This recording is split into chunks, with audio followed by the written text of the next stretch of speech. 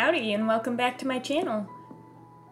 Today I'm going to take you all through the process of me making this natural form era bustle pad that's mostly based on this extant example that's currently being stored in the LA County Museum of Art in California.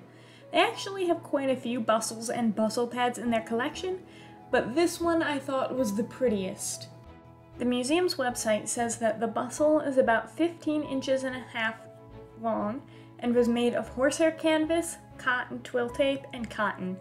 I did use cotton twill tape and hair canvas, but my hair canvas was a fusible, and so to make things even more exciting, I decided to use a cotton with a fun succulent print because I thought it would look cool against the black cotton twill tape.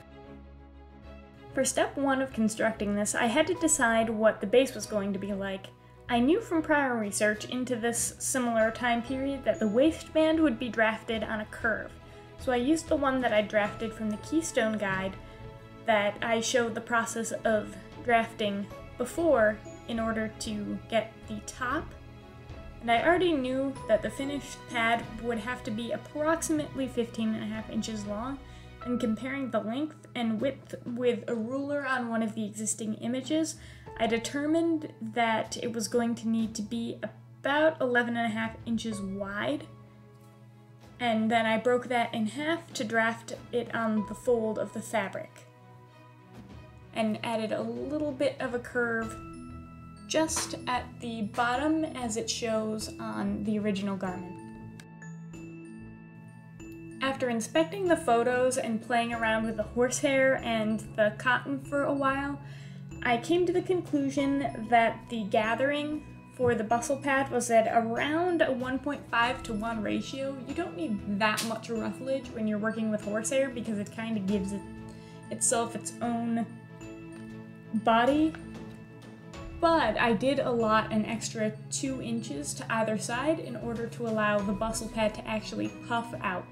Originally, I did the corners like you would a fitted sheet, but I don't think that was the case on the original garment, as it doesn't behave quite the same on mine as it does the garment, but I do think going with gathers, which I eventually did even though you see me pleating it here, was the right way to go about it.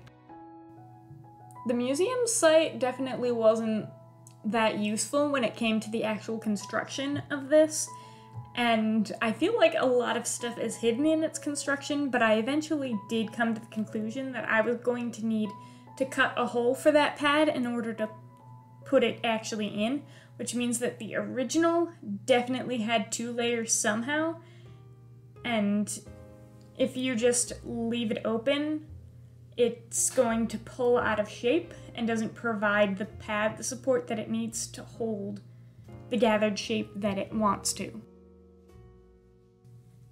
In retrospect, the top ruffle should also have been inserted into this hole and poke out the bottom, but I wasn't thinking of that at the time. I was just concerned with getting the pad in correctly, and it backfired on me because later on I had to cover the raw edge of the top ruffle with a little bit of bias tape, and it doesn't come straight out from the pad like it shows on the original garment. But unless I take the whole thing apart, there's nothing I can do about it now, so.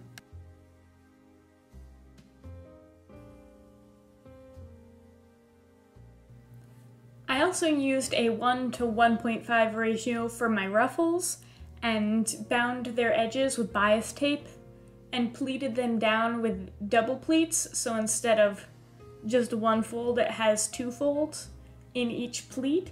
This allows the pleats to really push off of one another and give it a lot of volume in the ruffles. I really like how these look, and I'm almost tempted to do a second bustle pad that's of a later period, like in real late Edwardian, just to do something that has these ruffles again.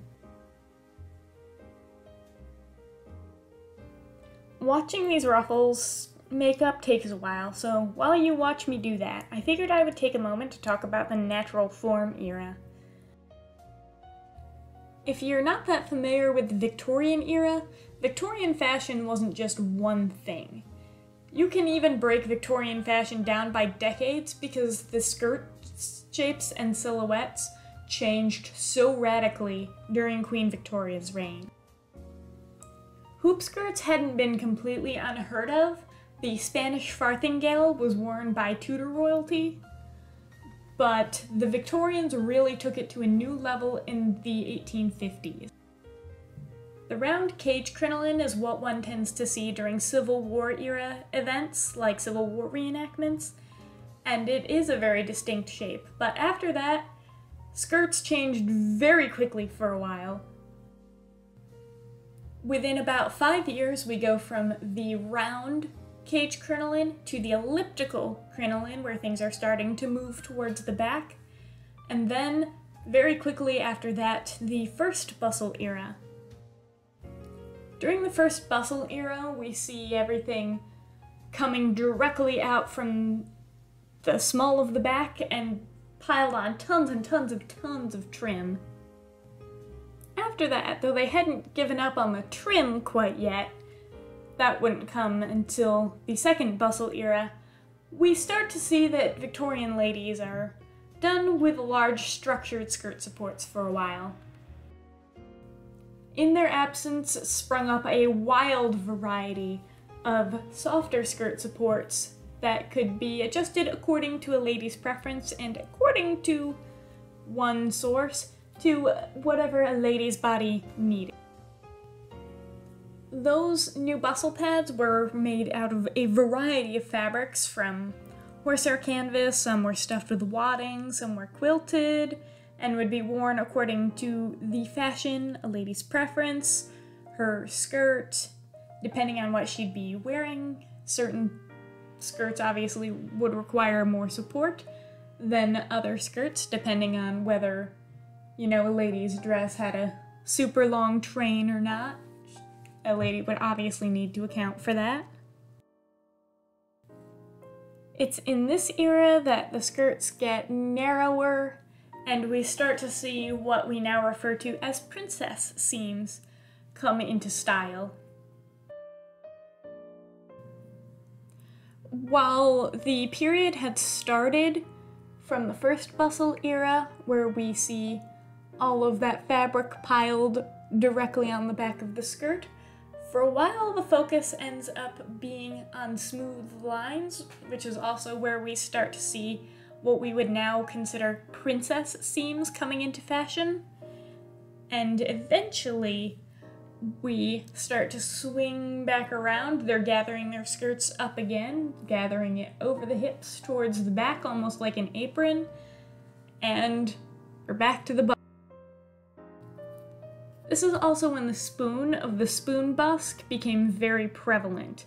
Earlier, it had been popular to wear a spoon busk, and in fact, Victorian corsets were drafted to have sort of a curved stomach with a bit of a poochy tummy, as it was considered attractive and womanly to have sort of a pooch, and also made the waist look very small, as it was in comparison to the curve of the lower belly and the curve of the rib cage going up to the bust. It was considered a very attractive silhouette.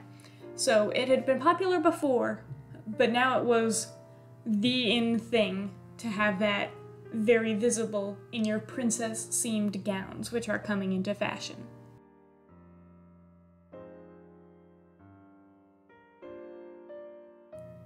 And now that all my ruffles are on, I can move on to my final few steps. I put the backing on the back and bound the whole actual body in some bias tape. I would have used twill tape, but they just didn't have any at the store when I went, and the only twill tape that I did have was an entire inch wide, which was altogether too much for around the edge of this bodice. My only twill tape was an inch wide, and I didn't want it that wide, so I used a smaller bias tape, which isn't entirely accurate, but it's close enough and it goes around the corners better. So I sewed that on. I actually sewed it all in one go, and then used my inch wide twill tape to sew on the waistband.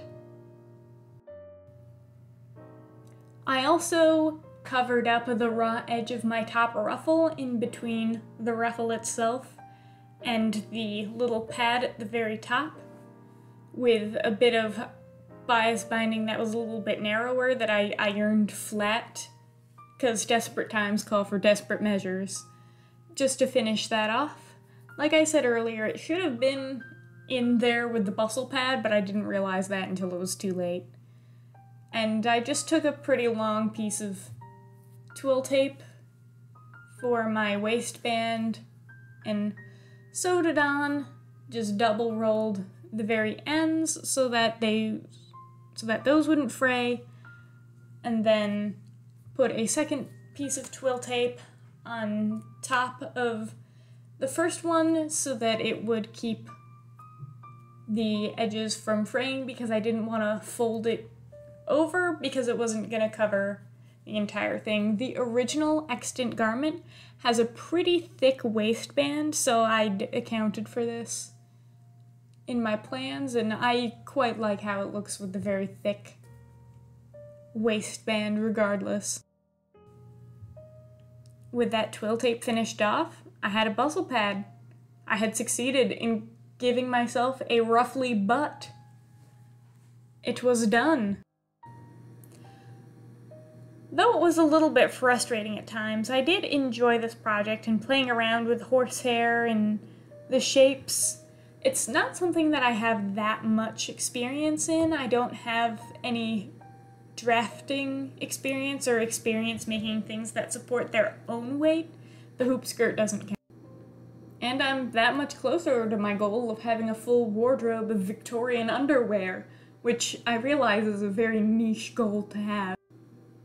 Like this video if you liked this video, and hit that subscribe button and the notification bell if you wish to be notified about stuff. You can stick around. I have big plans for more historical stuff, including a corset and a hoop skirt for my big Halloween project that I have planned for this year. Also consider checking out my Discord server. It's a fun time. We're all artists in there. It's not just historical sewing, it's all sorts of art, digital art, traditional art, 3D modeling, prop making, makeup, all sorts of stuff. It's a dandy time, and we're all there for the art praise.